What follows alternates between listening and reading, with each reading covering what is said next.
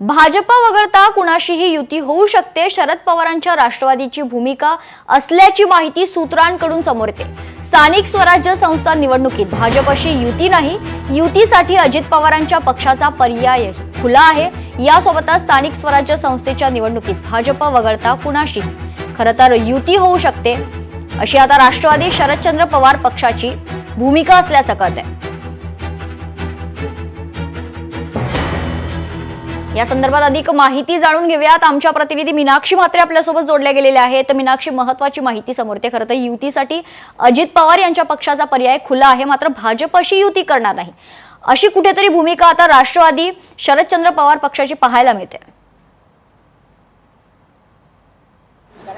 निश्चितच आता काहीच दिवसांवरती आपण पाहतोय की स्थानिक स्वराज्य संस्थेच्या निवडणुका लागणार आहेत आणि याच पार्श्वभूमीवरती मागच्या काही दिवसांपासून आपण पाहत आलेलो आहे जी चर्चा सुरू आहे की दोन्ही राष्ट्रवादी हे एकत्रित येणार का। मात्र प्रश्नचिन्ह हा सगळ्यांच्या समोर उपस्थित होता, पण मात्र स्थानिक स्वराज्य संस्थेच्या या निवडणुकीसाठी आता राष्ट्रवादी शरदचंद्र पक्षाच्या वतीनं मात्र स्थानिक पातळीच्या नेत्यांना आता खुलं जे आहे ते मैदान देण्यात येणार आहे। कारण त्यांची जी भूमिका आहे, ज्या पद्धतीत आपण पाहतोय की स्थानिक पातळीवरचे नेते जे आहेत ते स्वतंत्रपणे आपला निर्णय घेतील, कारण भाजप वगळता मात्र इतर कोणताही पर्याय किंवा इतर दुसऱ्या कोणत्याही पक्षाच्या सोबत ते जाऊ शकतात। मात्र एकीकडे आपण पाहिलं तर जी युती सध्या आहे, महायुती जी आहे, त्यामध्ये भाजप वगळता मात्र मग ती शिंदेची शिवसेना असेल किंवा मग अजित पवार यांची राष्ट्रवादी असेल, यांच्यासोबत जाण्याचा देखील पर्याय त्यांच्यासमोर असणार आहे। मात्र वरिष्ठ सूत्रांची ही माहिती आहे, त्यामुळे एकूणच आता येऊ घातलेल्या ज्या निवडणुका आहेत, स्थानिक स्वराज्य संस्थेच्या ज्या निवडणुका आहेत, त्यामध्ये ज्या स्थानिक पातळीवरचे जे नेते आहेत आता हे काय भूमिका घेतात, ज्यांना जे योग्य आहे, ज्या पक्षासोबत जाण्यासाठी ते इच्छुक आहेत किंवा मग आपलं बळ कसं वाढवता येईल यासाठीचा जो त्यांचा प्रयत्न असेल, मग ते स्थानिक पातळीवरचे नेते निर्णय घेतील। त्यासाठी संपूर्णतः आपण पाहतोय की राष्ट्रवादी शरदचंद्र पवार पक्षाच्या वतीनं मात्र त्यांना खुलं हे जे आहे ते देण्यात आलेलं आहे की तुम्ही तुमचा स्वतंत्रपणे निर्णय घेऊ शकतात। मात्र याबाबत जर आपण पाहिलं तर महाविकास आघाडीची अद्याप ही स्थानिक स्वराज्य संस्थेच्या निवडणुकी संदर्भात कोणतीही चर्चा जी आहे ती अद्याप झालेली नाहीये। त्यामुळे या सगळ्याच पार्श्वभूमीवरती आता आपण पाहतोय की राष्ट्रवादी शरदचंद्र पवार पक्षाच्या वतीनं ज्या पद्धतीत स्थानिक पातळीवरच्या नेत्यांना मात्र कोणताही निर्णय आपण घेऊ शकतो, मात्र आता जे स्थानिक पातळीवरचे जे नेते आहेत यांना याबाबतची लवकरच माहिती जी आहे ती दिली जाणार आहे।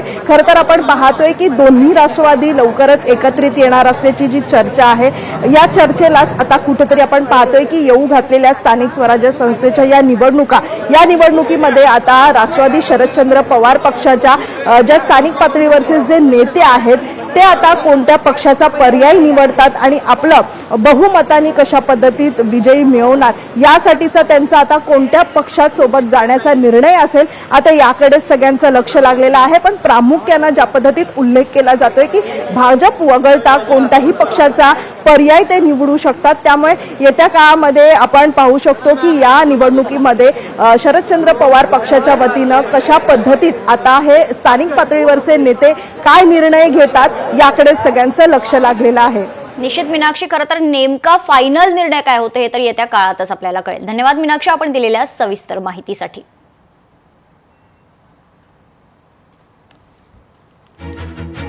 भाजप वगळता कुणाशीही युती होऊ शकते, शरद पवारांच्या राष्ट्रवादीची ही भूमिका असल्याची माहिती सूत्रांकडून समोर येते। हे आमची लाईन नेहमीच असते, किती वर्ष 26 वर्ष हीच लाईन आहे की स्थानिक नेते ठरवतील, मग काँग्रेस बरोबर तेव्हा जायचं नाही जायचं सगळं स्थानिक नेते ठरवतात नेहमी। हेच कार्यकर्त्यांचं इलेक्शन आहे, कार्यकर्त्यांना हीच तर पवार साहेबांची ताकद आहे ना, सत्तेचं विकेंद्रीकरण। सत्ता साहेबांकडे एकट्याकडे कधीच राहिली नाही, त्याचं विकेंद्रीकरण झालं। तुम्हाला अधिकार देतोय, तुम्ही निर्णय घ्या आणि सक्षम व्हा आणि ताकद देतो आम्ही।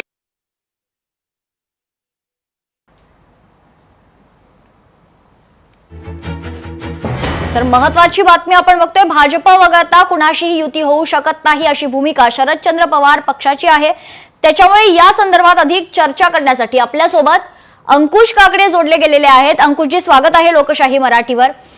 ही जी आता महत्वाची माहिती समोर येते ती म्हणजे शरदचंद्र पवार यांची जी राष्ट्रवादी पार्टी आहे यांची भूमिका आहे की भाजप वगळता कुणाशीही युती होऊ शकते, म्हणजेच पुन्हा एकदा दोनही राष्ट्रवादी एकत्र येणार का, या चर्चांना पुन्हा एकदा उधाण आलेलं आहे. नाही, पवार साहेबांच्या राष्ट्रवादी काँग्रेस पक्षाची पहिल्यापासूनची भूमिका आहे की आम्ही भारतीय जनता पक्षाबरोबर कदापि जाणार नाही आणि त्याच्यापासून पवार साहेब काही दूर बाजूला गेलेले नाहीत.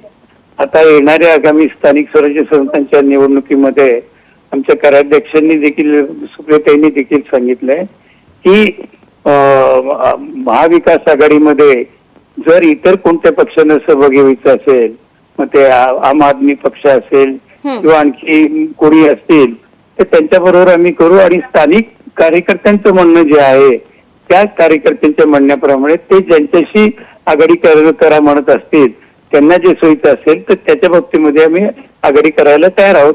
त्यामुळे स्थानिक पातळीवरती आम्ही किमान पुण्यामध्ये तर शिवसेना, उभाटा, त्याच्यानंतर काँग्रेस पक्ष, त्याच्यानंतर राष्ट्रवादी काँग्रेस पक्ष, पवार साहेब आणि आप वगैरे किंवा आणि इतर कोणी त्याच्यामध्ये सहभागी होत असतील तर त्यांच्याबरोबर आघाडी करायला आम्ही तयार असणार आहोत.